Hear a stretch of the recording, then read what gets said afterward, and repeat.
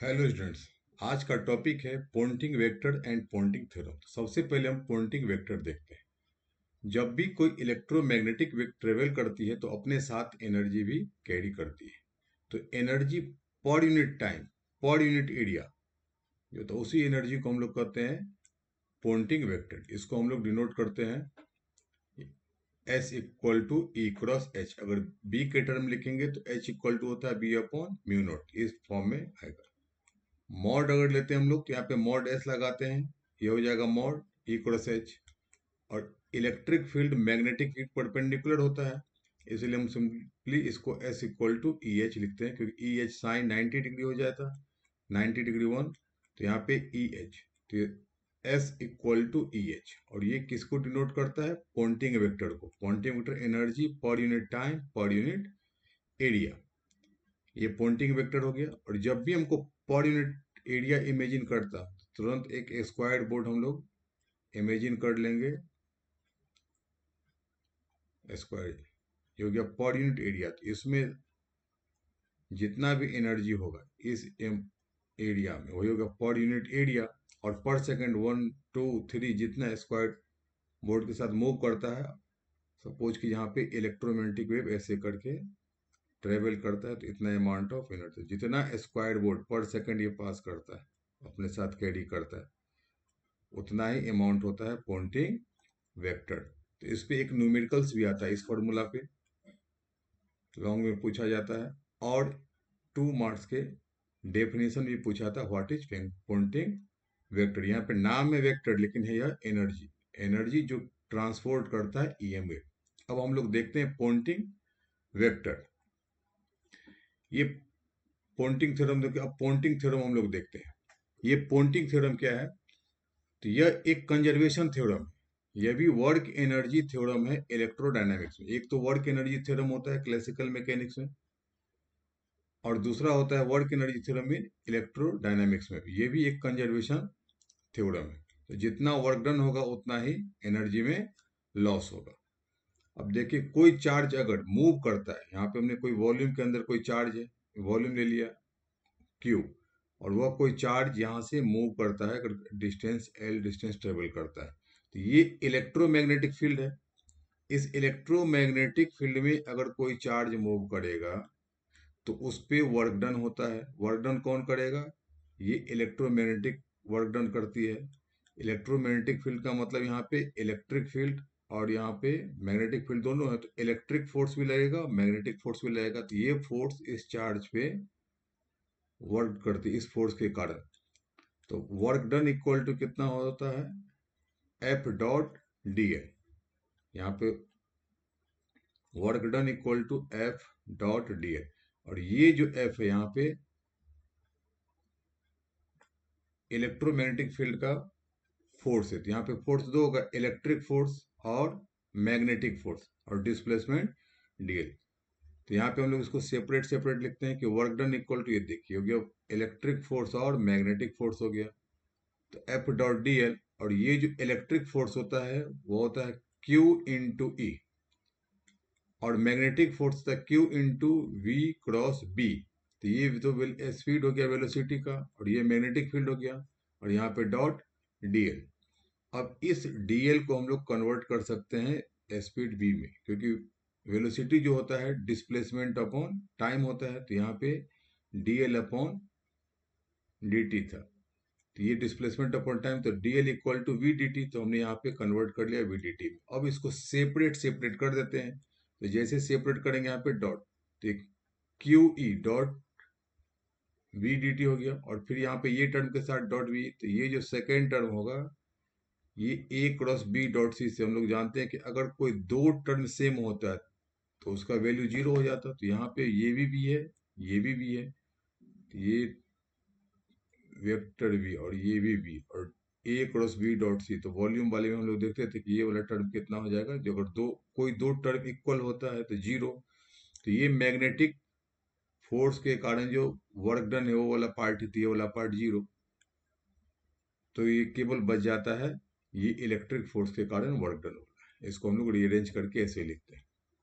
इसका मतलब है कि जब भी कोई चार्ज मूव करता है इलेक्ट्रोमैग्नेटिक फील्ड में, तो केवल वर्क डन होता है उस पर किसके कारण? इलेक्ट्रिक फील्ड के कारण या इलेक्ट्रिक फोर्स के कारण। मैग्नेटिक फील्ड के कारण उस पर कोई वर्क डन नहीं होता है, वह जीरो होता है।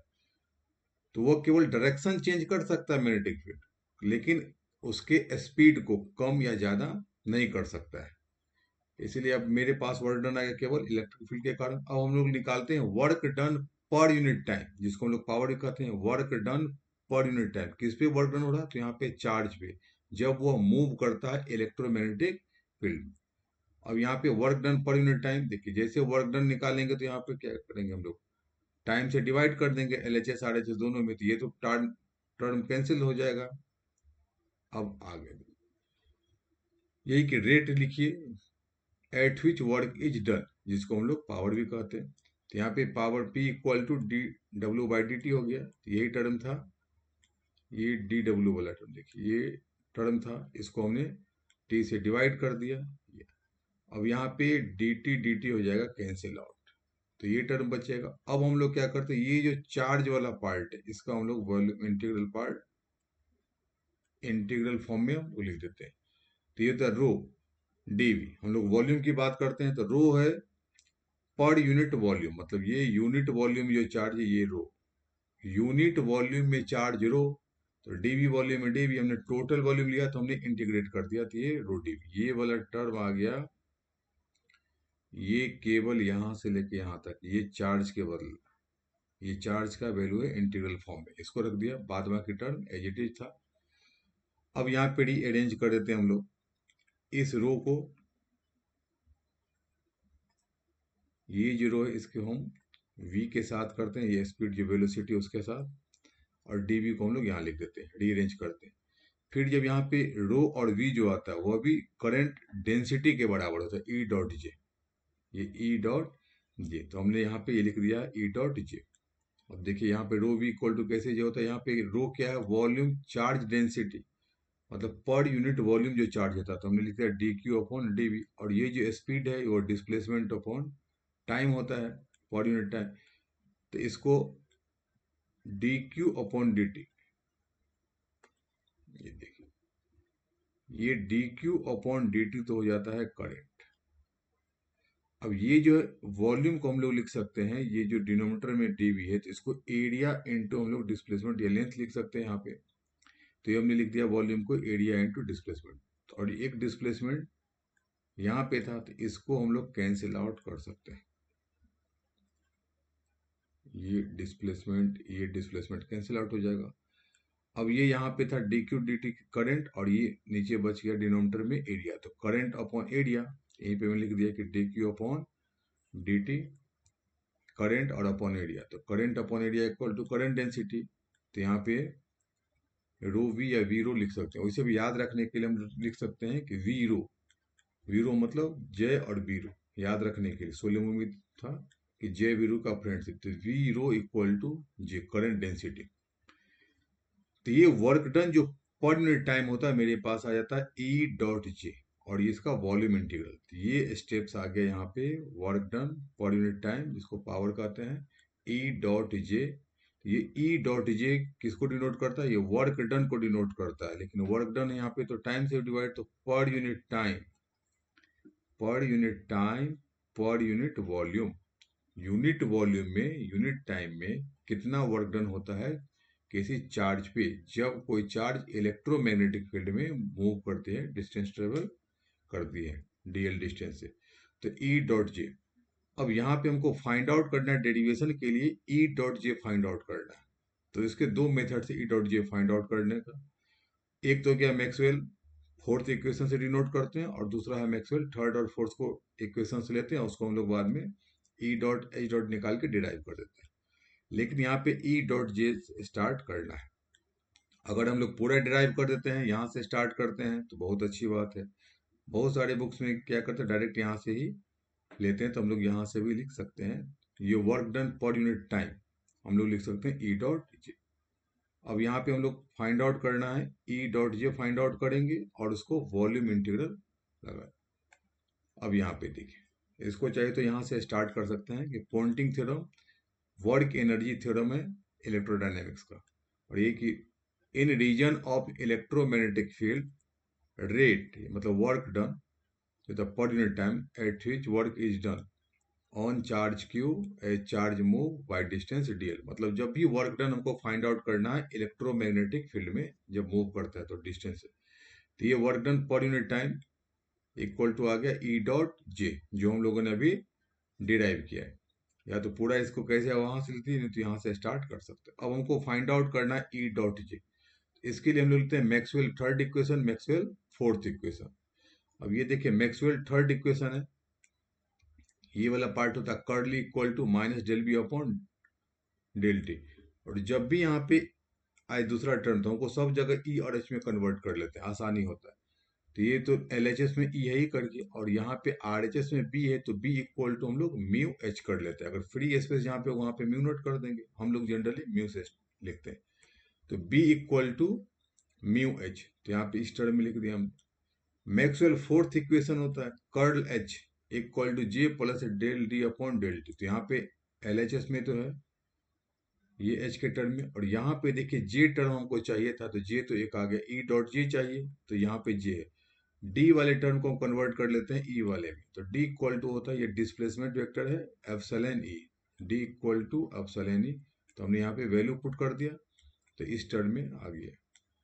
अब मेरे पास ये वाला टर्म आ गया। अब देखिए हमको फाइंड आउट करना है ई डॉट जे, तो इसके लिए क्या करते हैं, यहाँ पे जो यहाँ पे ई वाला टर्म है, जैसे मैक्सवेल थर्ड इक्वेशन, इसमें हम लोग ई के वाले टर्म में एच के साथ डॉट प्रोडक्ट रख लेते हैं, ई में एच के साथ, ये एच के साथ डॉट प्रोडक्ट लेंगे इस इक्वेशन में। और यहाँ पे एच है तो एच के वाले में ई डॉट, हमेशा याद रखना इंजीनियर है तो ई एच, ई वाले के साथ एच डॉट लगाएंगे, एच वाले टर्म में जिसमें है उसमें ई डॉट लगाएंगे। अब हम लोग टेकिंग डॉट प्रोडक्ट लेते हैं ई का किस में लेंगे, इक्वेशन 2 में, और ये ई डॉट लगाएंगे इक्वेशन 3 में। इक्वेशन 3 है लेकिन ये मैक्सवेल थर्ड इक्वेशन, ये मैक्सवेल फोर्थ इक्वेशन। तो जैसे हम लोग डॉट प्रोडक्ट लगाते हैं ये इस इक्वेशन में, तो यहाँ पे आ जाएगा एल एच एस में, ये देखिए ये टर्म आ जाता है एच डॉट डेल क्रॉस ई।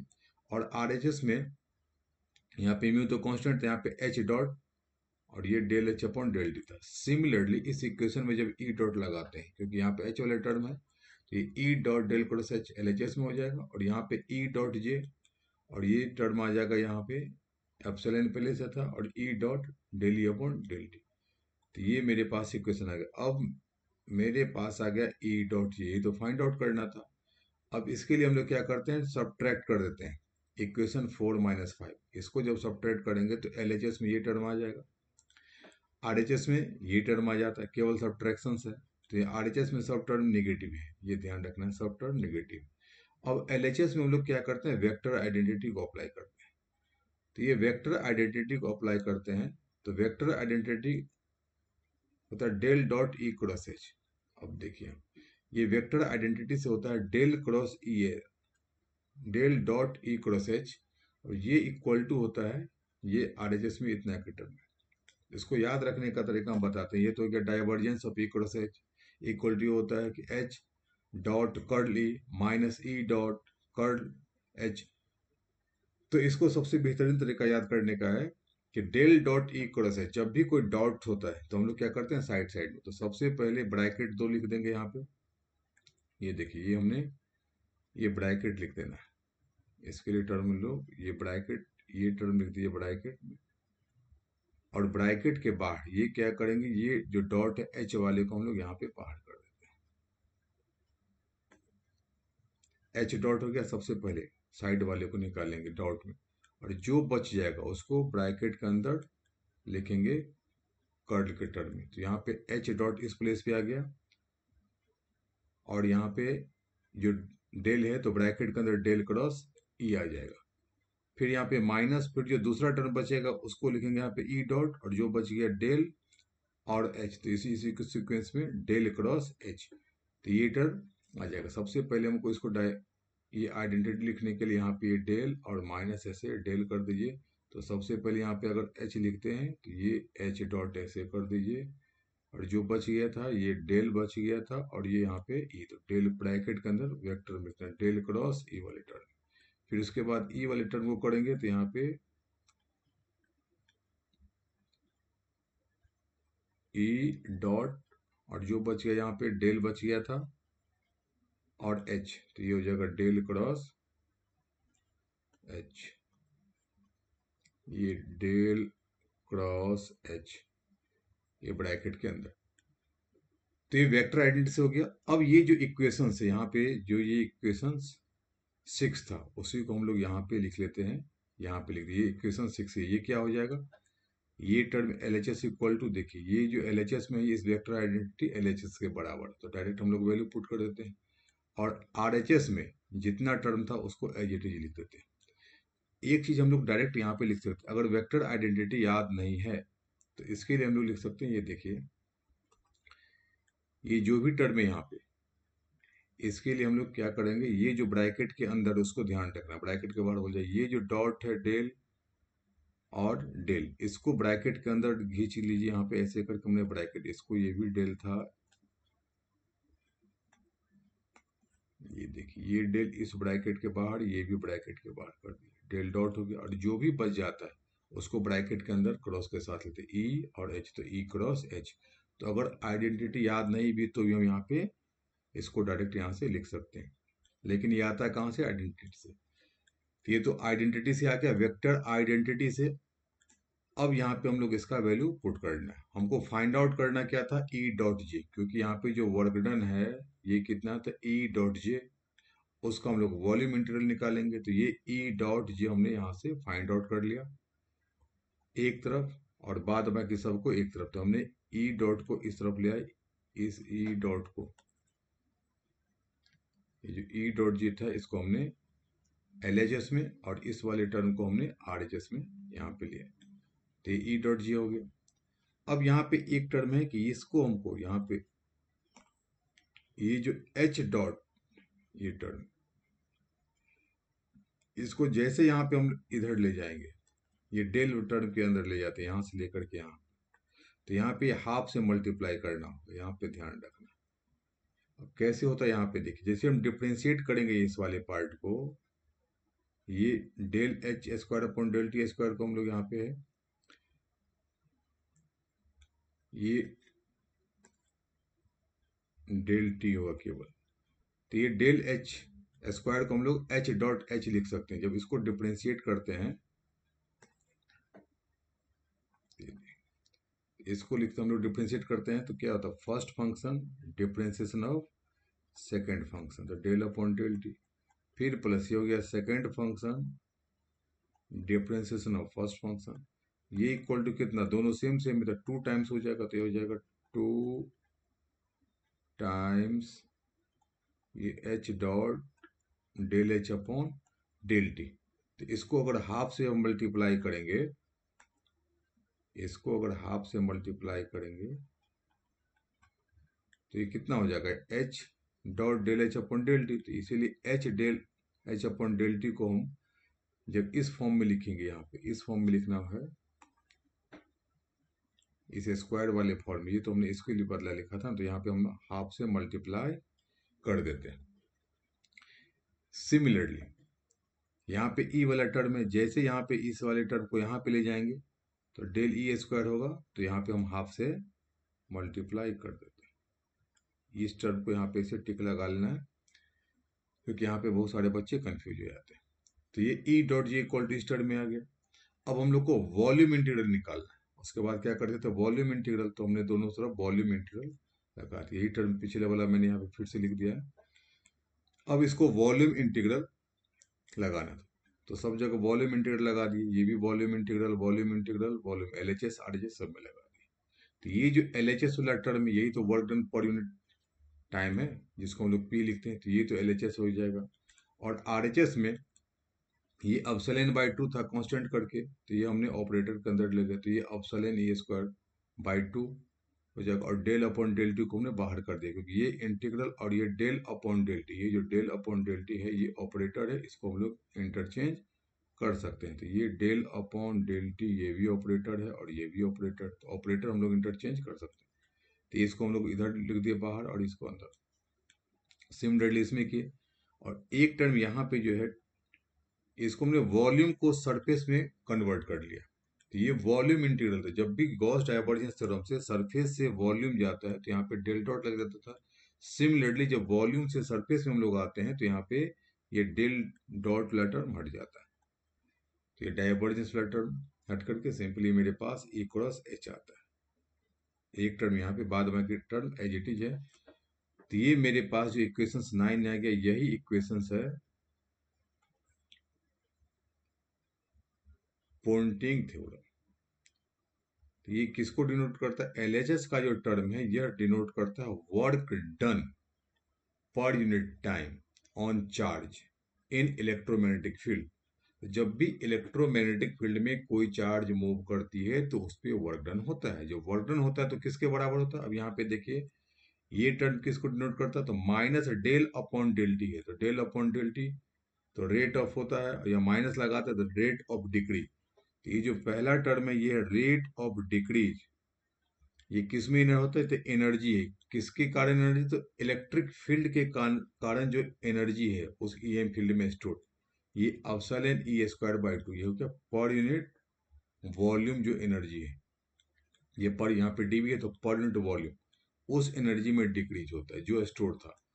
ये सेकेंड टर्म में जो मैग्नेटिक फील्ड के कारण एनर्जी स्टोर था, तो ये पर यूनिट वॉल्यूम है मैग्नेटिक फील्ड के कारण एनर्जी, तो उसमें भी डिक्रीज होता है। मतलब यहाँ पे जो भी एनर्जी स्टोर था इलेक्ट्रोमैग्नेटिक फील्ड में, इलेक्ट्रोमैग्नेटिक फील्ड में एनर्जी स्टोर किसके कारण होगा? इलेक्ट्रिक फील्ड के कारण, मैग्नेटिक फील्ड के कारण, तो उसमें डिक्रीज होता है। उसके साथ साथ यहाँ पे कि अगर उस वॉल्यूम से बाहर जो अगर कोई वेव ईएम वेव बाहर ट्रेवल करता है, ट्रांसपोर्ट करता है, तो उसके कारण भी एनर्जी का लॉस होता है। ये E क्रॉस H यही है पॉइंटिंग वेक्टर, जो पर unit time per unit area. तो यही टर्म भी कभी कभी पूछता है कि ये किसको डिनोट करता है। यहाँ ये देखिए work done, EM force, EM force का मतलब इलेक्ट्रिक मैग्नेटिक फील्ड जो फोर्स लगाती है। डिक्रीज इन स्टोर्ड, यहाँ पे decrease energy stored in EM field. EM field में कौन कौन सा होगा? ये टर्म था कि इलेक्ट्रिक फील्ड के कारण एनर्जी, मैग्नेटिक फील्ड के कारण एनर्जी, और यहाँ पे लेस मतलब माइनस जो एनर्जी फ्लो आउट होता है। तो जो भी यहाँ पे एनर्जी आता है, मतलब जब भी इलेक्ट्रोमैग्नेटिक वेव बाहर जाते हैं किसी वॉल्यूम से, तो वो भी अपने साथ एनर्जी को ले जाती है, तो वो भी लॉस होता है। तो ये पे की जो टू टर्म्स है, यह टोटल एनर्जी जो स्टोर्ड है इसको डिनोट करता है, और जो लास्ट टर्म है ये रेट को डिनोट करता है, किस रेट से एनर्जी बाहर जाती है, कैरीड आउट होता है इलेक्ट्रोमैग्नेटिक फील्ड के थ्रू। यही पॉइंटिंग थ्योरम में ये डेरिवेशंस आता ही आता है ऑलमोस्ट, बहुत ही इंपॉर्टेंट थ्योरम।